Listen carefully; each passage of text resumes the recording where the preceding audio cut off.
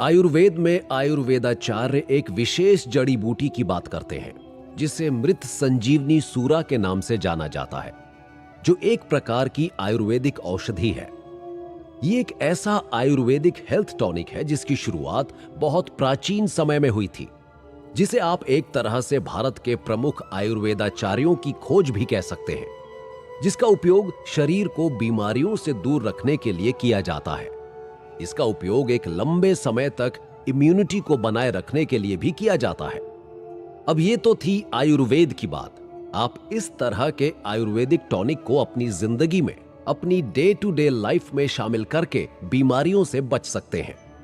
लेकिन हम अपने इस एपिसोड में बात करने वाले हैं संजीवनी की, एक ऐसे दैविक मेडिसिनल प्लांट की जिससे जुड़ी कहानियां हमें रामायण काल में मिलती हैं, जो मृत्यु तक को भी मात दे सकता है।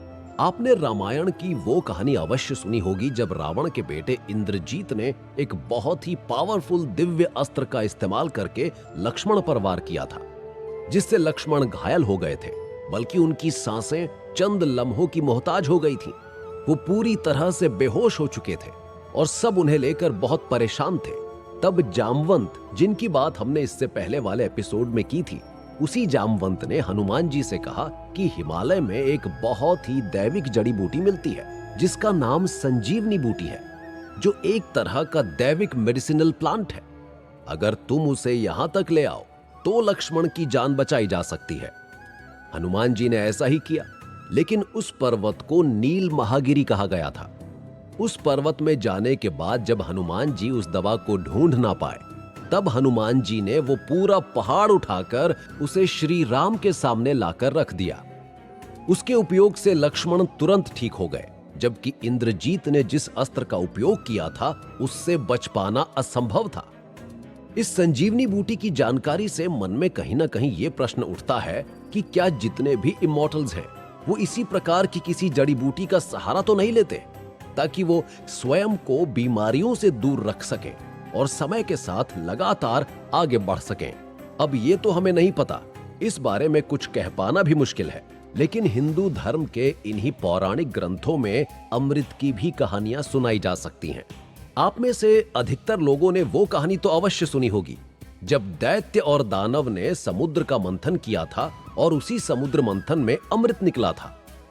अगर नहीं सुनी थी तो जान लीजिए कि बहुत पहले जब देवता और दानव दोनों स्वयं को अमर बनाने का प्रयास कर रहे थे, तब समुद्र मंथन का कॉन्सेप्ट सबके सामने रखा गया और सबने मिलकर समुद्र का मंथन किया।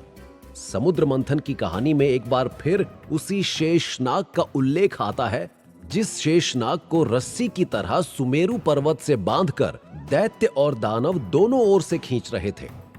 देवताओं के साथ में शेषनाग की पूंछ थी, तो दैत्यों ने शेषनाग के सिर को पकड़ रखा था। यहां इस समुद्र मंथन की कथा में शेषनाग इमॉर्टल थे, तो शेषनाग और सुमेरु के नीचे मौजूद कछुआ भी इमॉर्टल था। इसी समुद्र मंथन के बाद समुद्र से विष निकला, जिसे भगवान शिव ने अपने गले में स्थान दिया, जिसके बाद वो नीलकंठ कहलाए। फिर इसी मंथन से हाथ में अमृत का कलश लिए धनवंतरी पैदा हुए। ये वही धनवंतरी देव हैं जिन्हें हम कुबेर के नाम से भी जानते हैं। अधिकतर लोग कुबेर को सिर्फ धन के खजाने से जोड़कर देखते हैं, पर शायद बहुत से लोगों को यह बात पता ही नहीं होगी कि हम दिवाली के सबसे पहले दिन यानी कि धनतेरस के दिन किसकी पूजा करते हैं। असल में हम उन्हीं धनवंतरी देव की पूजा करते हैं, जो समुद्र मंथन के दौरान हाथ में अमृत का कलश लेकर बाहर आए थे। उस अमृत की सिर्फ एक बूंद किसी को भी अनंत काल के लिए अमर बना सकती है। अब प्रश्न यह भी उठता है कि क्या जिन्हें अमरत्व का वरदान दिया गया, उन्हें भी देव और दानवों की भांति क्या उन्हें भी अमृत का पान करवाया गया था?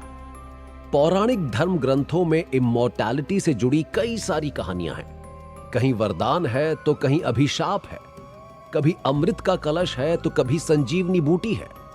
अब इन 7 चिरंजीवियों के अमर रहने के पीछे कई सारे कारण बताए जाते हैं, लेकिन कुछ भी तब तक सटीक रूप से नहीं कहा जा सकता जब तक ये हमारे सामने नहीं आ जाते, और उनके सामने आने के लिए प्रतीक्षा करनी होगी उस समय की जब कल्कि का जन्म होगा।